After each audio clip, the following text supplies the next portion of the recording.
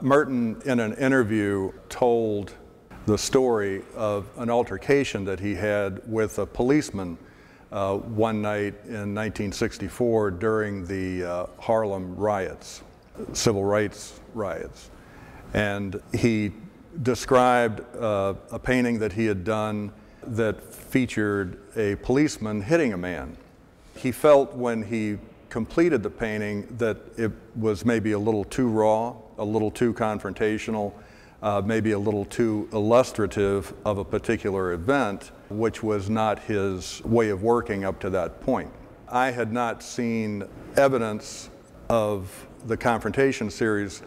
quite that early and quite that specific as he described in the interview. When this painting, or an image of the painting, was emailed to me once it was discovered or unwrapped in his studio, I thought it was interesting, a bit unusual in that stylistically it shared some of the linear movement of the other work of the period, but it seemed to be very specifically documenting an event. I coincidentally had read fairly recently a book on the Orangeburg Massacre, which was a tragic event that occurred in Orangeburg, South Carolina in 1968, in which, after a couple of days of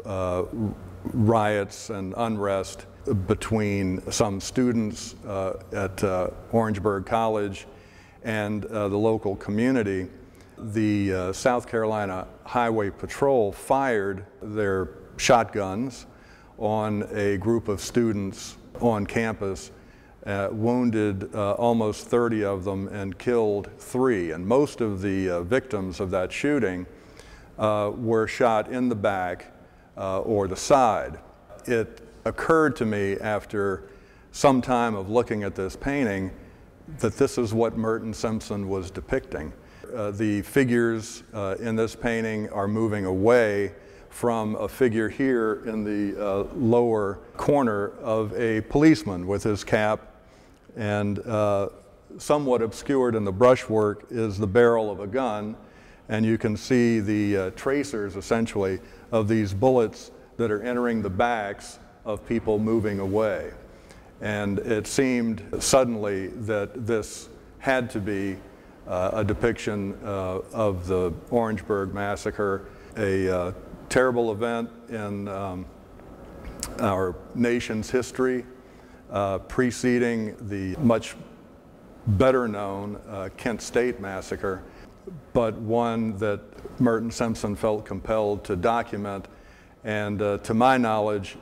never exhibited. I felt after seeing this painting we had to have it in our collection. We had to bring it